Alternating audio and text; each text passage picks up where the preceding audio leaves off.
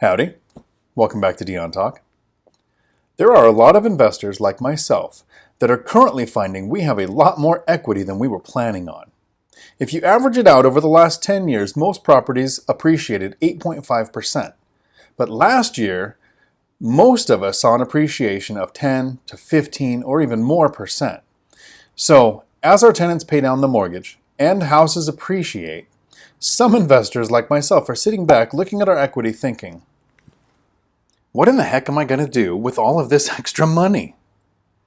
And for some of us, that's not really a bad problem to have.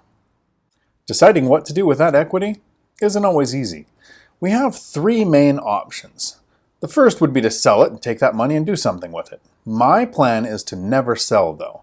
My goal is to help the average person realize you can reach financial freedom in less than 10 years, even if you're not starting from the best position. And part of that plan is keeping properties forever. To help me explain the other two options that are used the most often, I've invited my two friends over. HELOC, howdy, who has a really cool sounding name. It stands for Home Equity Line of Credit. Doesn't sound so cool when you say the whole thing. And Cash Out Refinance. I'll call him Refi for short. Howdy. Refi. So I'm going to let my friends point out their best qualities and then let each point out the weaknesses in the other. And at the end of this video, I'm going to explain the two words that tell you if I prefer a HELOC or a refinance. Let's start with Refi. Tell me how you work and explain your best quality. Thanks, Dion. I'm glad you reached out. When somebody has equity in a property, they use me, a cash out refinance, to pull that money out, and smart people will buy assets with that money. Pretty sure that was my water. Not so smart people might use that money to pay off things like a vacation or a boat. I think one of the best things about me that a lot of people overlook is that if you have an existing mortgage and you do a cash out refinance, you can get a better interest rate on the mortgage that you already had on the house because that's paid off when somebody takes out a refinance. Especially now, where interest rates are about half what they were as little as 3 years ago. Nice. And HELOC? Thanks, Dion. We haven't talked in a while. Tell your brother I said hi. When somebody has equity in their property, they use me like a credit card. They work with a lender and set up an amount of that equity as an available credit limit. There are two things about me that I think are awesome. First, you only pay interest on the amount that you take out. And second, as you pay the amount down, that amount of money becomes available to borrow again, just like a credit card. Same as with Refi. Smart people use that extra money to buy more assets. Not so smart people buy liabilities. Nice. Both of you have things I like. Money to purchase assets with is amazing. But how do we know how much we can borrow? There are several factors, like lenders are not all made the same. Some will lend more for a HELOC, others will lend more for a refi. True, and most times a HELOC is on a primary house, meaning the owner lives on the property. Refinances are just as often done on rental properties as they are in primary, where you live. But a lot of lenders will still lend more, a higher loan to value amount, if it's where you live. Let's run some examples. How much can a person borrow if they have a house worth $300,000? It depends. Is there a mortgage, or is the property paid off? And how much they're willing to loan up to. Let's do the exercise with 80%. It's kind of in the middle. Let's run both. Start with free and clear. If a lender will go up to 80% of $300,000, then the person can take out $240,000, 80% of $300,000. And the borrower still has to qualify. Credit score, debt to income ratio, reserves, just like buying a house. True, and there are fees like an appraisal fee and loan costs because the Z estimate you get from Zillow isn't going to be enough for the lender. Okay, and what does it look like if the owner owes $200,000 on a mortgage? If the amount to be borrowed is still up to only 80%, then there's $240,000 to be pulled out, minus the $200,000. So there's really only $40,000 left that will be pulled out.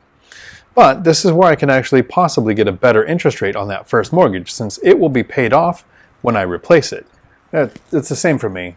If the lender will go up to 80% and we owe $200,000 on a mortgage, $240,000 is what's left at 80%. So the home equity line of credit can be up to $40,000. Okay, that makes sense. There's also a way to use a HELOC to pay down a mortgage faster. Wait. We could set him up for this. And someday, Dion will make a video on how you can use a HELOC to pay your mortgage off several years early. But not today. I have always wanted to do that. Actually, wait. We weren't supposed to say it. Dion was going to put in the clip of the other guy saying it. You guys are awesome. I was actually thinking of not having that clip in a video just to see if people would notice. But not today.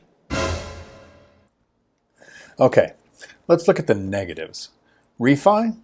What is something you don't like about HELOC? To me, the biggest negative with the HELOC is that it gets an adjustable rate. And sure, rates are great right now, but who knows where they're going to be in 5 years? There could be a pandemic or a stock market crash or the next thing that we haven't predicted yet. Yeah, on the Real Estate Rookie podcast, Felipe Mejia, who used to be one of the hosts, would often talk about how he kept equity lines of credits on his property as a reserve. And the thing that could cause you to need to tap into those reserves could be the same thing that causes a lender to freeze those reserves. And HELOC? What is it that you don't like about refi? Well, there are several types of refinance loans. A refinance on a paid off property. A refinance that pays off a mortgage and takes out some equity. A refinance like a second mortgage where you just take out some equity without impacting the first mortgage. And to me, they all have the same flaw. As you pay the money down, anytime you want to take more money out, there are more fees involved because it would take a new refinance. Unlike with me, where I only pay interest on what I've taken out, and anytime I want to take out more, as long as it doesn't go above the amount that I'm allowed to take out, there's no extra fees. At the beginning of this video, I said that I was going to explain the 2 words that explain if I prefer a HELOC or a refi. Are you ready for those 2 words? What's he doing? He's building tension. Can you feel it? No touchy. No touchy. My goal was financial freedom, not to grow a portfolio as large as possible. And when you pull money out, you reduce your cash flow and you make a smaller equity position. Yes, it makes sense if you take money out and you put it into another asset that has a better return. But keeping a large equity position, at least 30% or more, helps me sleep at night. With a large equity position, I feel like I'm more prepared for a prolonged government shutdown, pandemic, or stock market crash. Taking money out of an investment may help an investor acquire more assets faster, but it's a balance, and I chose stability. I said something similar to this in a video I was making with Michael Zuber of One Rental at a Time, and when we did that video, people attacked me in the comments. They said things like, if I don't use the equity in a paid-off property, I'm making a huge mistake. But knowing that my assets are protected by a large gap between rental income and mortgage expenses is awesome. My goal wasn't as many units as possible. My goal was to make work optional, which I did in 8 years, starting from a position of a lot of bad debt and not making a lot of money. So ultimately, you need to decide which strategy works best for you. You might want to refinance or use a HELOC to pull some cash out. Last year, I refinanced 2 properties just to lock in a better rate. I didn't take any cash out though. Taking money out of an asset with a refinance or a HELOC can be a powerful strategy. My brother actually retired with 10 paid off properties using the HELOC strategy. His house was paid off. He took out a home equity line of credit. He used that money to buy mobile homes on acreage in the middle of nowhere that needed a lot of work, and then he put in the sweat equity to make them good rentals.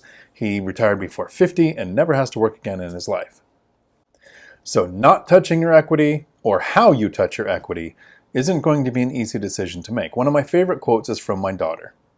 She was talking to me one time and we were talking about what I should do with my properties and my equity, and she said, "It's really hard to make a decision when both outcomes are positive." But I think having a lot of equity and having to figure out what to do with it is a great problem to have. My answer is still currently no touchy. Until my next video, thanks for coming to my Dion Talk. We're sorry, the number you have dialed is not in service at this time. I'm curious if anybody noticed. In my yard, I have a branch I apparently need to trim because when I was walking into the house this morning, I hit myself on that branch. And somehow, when HELOC and Refi came over to film this today, they hit the same branch in the exact same spot, and they got the mark that looks exactly the same. Somebody in the comments below calculate, what are the odds that all three of us have exactly the same mark on our face? No touchy.